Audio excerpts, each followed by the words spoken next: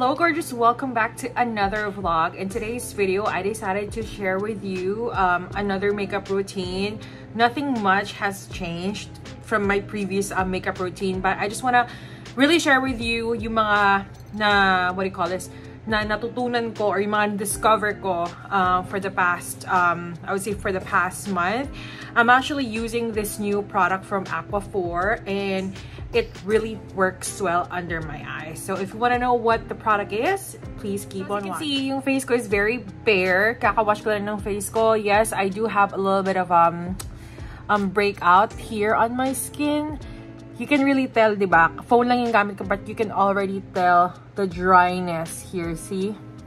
It's because of the change of weather and I've been having like bad breakouts. And excuse me lang yung aking mustache. But anyway, I'm gonna start off first with the product that I recently discovered. I actually found it on Instagram. So I saw one of the ads online, and this is the Aquaphor Healing Balm Stick. So this is an immediate relief for chapped skin. It has avocado oil and shea butter, which I really love. I love anything that has shea butter. And this is dermatologist recommended. This is how it looks like. So first, I want to say that this is really travel friendly and it's really good on the skin. I mean, my skin is like oily combination, and then medyo nagiging dry na siya because, you know, when I moved here from the Philippines to the US, my skin changed so much. So it says here that it's convenient, mess-free stick relieves and helps prevent chapped skin. Smooth glide, non-sticky feel, which is true. Paraben and fragrance-free. Versatile skin solution for an active style or lifestyle. So, pwede siya sa skin, sa face, pwede siya sa mga legs, sa any part of your body na naga-dry. Cracked heels, ayan. So this is how it looks like. It's like a lipstick, right? So what I usually do is I put it underneath my eyes. I've been using it for like a month. I think almost a month now. Ako lang naman yung gumagamit. But if you'd like to use your fingers, so be it. But I would just use it right here. Kasi si hubby hindi naman niya ginagamit to. Para lang yung aking concealer hindi mag-cake, hindi mag-break mamaya. Mag-break or mag-cake. Anyway, it's a Sunday here in Anchorage, Alaska, and we're just gonna head out for a little bit. I'm thinking of going to the thrift store, inspired by my coworker, kasi napakagaling niya talaga mag-thrift shopping. But anyway, I'm just gonna let it sit for a little bit, and then maglalagay ako ng another set of moisturizer. So the moisturizer that I'm going to be using is the Olay Sensitive Moisturizer. Since I'm having a lot of breakouts, I like this very much just because it has colloidal oatmeal, skin protectant, and this is fragrance free. So if you have sensitive skin, always use products that are fragrance free. So fragrance free meaning wala siyang halong like scents, perfume scents, or whatever. But yeah, this is really good. I've been using it for more than a month now. I got this from Walgreens and this was on sale when I bought it. So I got two. Meron pa akong isa dun sa aking cabinet, skincare cabinet. But anyway, let me just put the moisturizer. I'm gonna let it sit for a little bit, let it dry down, and then I'll be putting the concealer. The product that I'll be using today is the Conceal and Perfect Milani. So this brand has been out there for so long, for so many years now, and this is just the first time that I've tried this, I think. Kasi sa Philippines, parang wala namang ganitong brand. It's really expensive over there. This is just like $10. And this is like a 2-in-1 foundation concealer, and it works really well on my skin. So I'm not gonna put any primer anymore kasi nag-breakout nga ako. So I like this pump bottle right here. My shade is Light Clair. So this is the perfect, like really perfect shade para sa aking skin tone.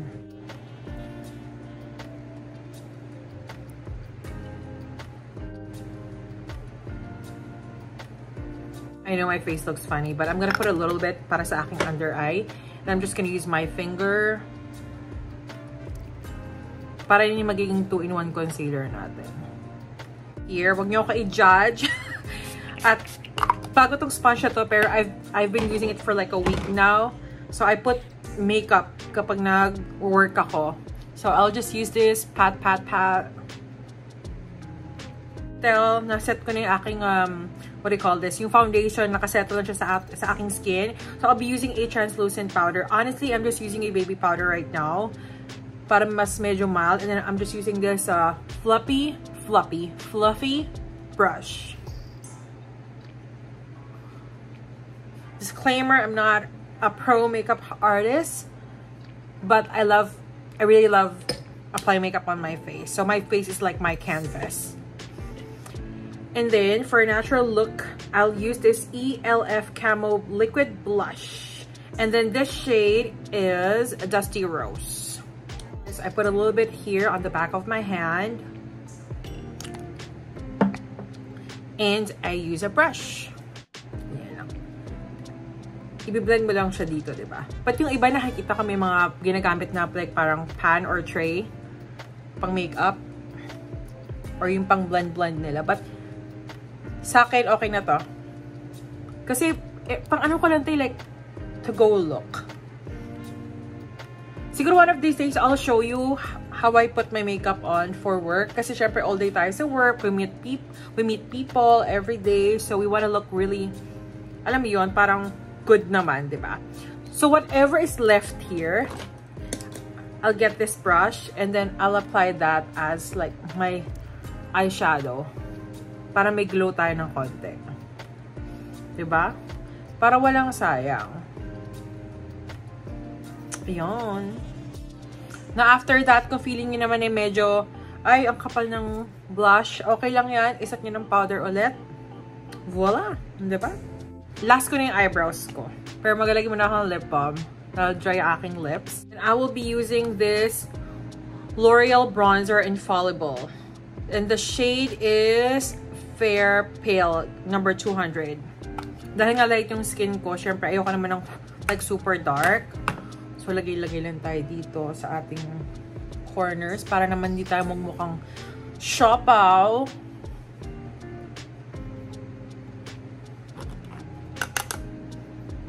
Na-hitpan ko na iba kong makeup kaya ito lang ginagamit ko ngayon.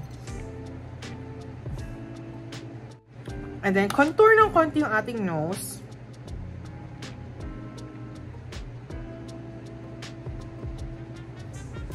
I'm currently wearing a hoodie kasi umuulan. Medyo malamig. Alam mo, yung hoodie ko, ito lang lagi ko sinusuot. Kasi favorite ko ito, very comfortable. Lagay tayo ng konting glow. I'm using this Master Chrome na Maybelline. Oops! Very shiny naman pala ito. Sa ating eyelids. Para glowing, maganda pa rin tayo. Kahit napupunta lang sa labas. Visit kami sa church ni Hubby. Syempre, wanna look a little presentable. Pupunta kami sa friend ko kay Cristel for a little bit.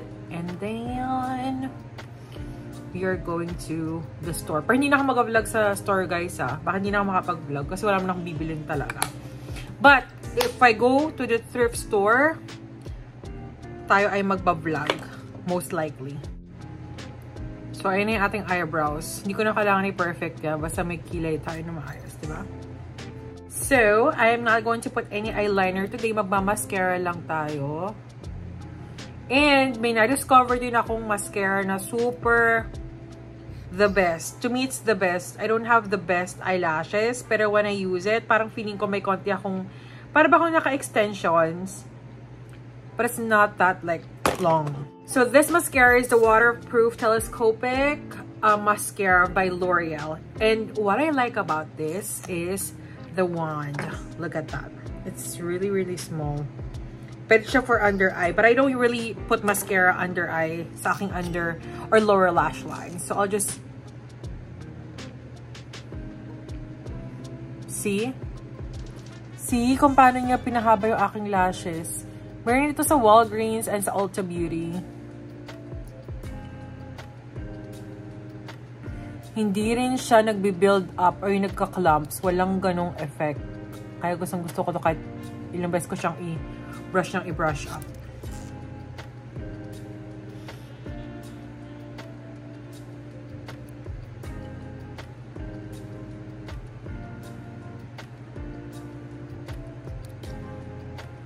Like, seriously, ito yung top 1 na mascara na favorite ko. Hindi na yung top 1 is yung ELF. Kasi yung ELF Cosmetics na ginamit ko from my last vlog, ito siya, mas gusto ko to kasi mas control ko yung wand. Hindi rin siya nagkakalat-kalat. See? It's not perfect, but if you know what I'm saying, look at the lashes. Anyway, ito yung ating look for today. And then, for my lips, I think I'm just gonna be using a gloss. So, I've tried this Essence What the Fake Extreme Plumping Lip Filler with Chili Extract. So, super ano niya talaga, super maanghang sa lips, kaya wag niyong titikman. As in, pagkata siya ng tang nyo, mararamdaman niyo yung like, nag-aano talaga siya. Super hot, ganon. Yun yung ano niya pang plumping effect.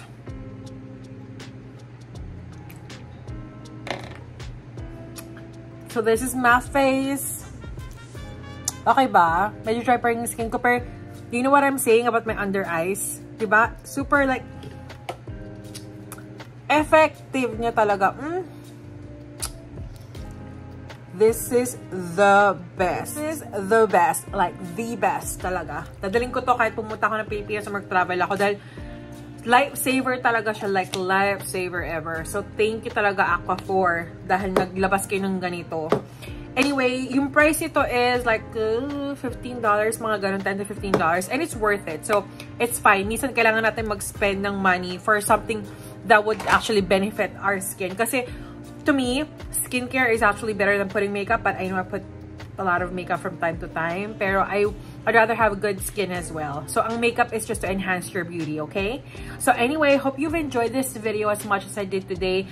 I just put all the products that I used today in this video. And then, I'll try to put a link sa Ulta Beauty kung available, or not just Sephora because I don't really order a lot of stuff from other sites except for Ulta Beauty and Walgreens kasi I think it's cheaper and hindi ko naman kailangan ng super branded or all-out na makeup. But anyway, thanks again for watching. Hope you enjoyed this video as much as I did today. Please don't forget to like, share, and subscribe and hit the notification bell so you'll be updated every time I have a new video up on this channel. Thank you. Have a wonderful day. God bless. Bye.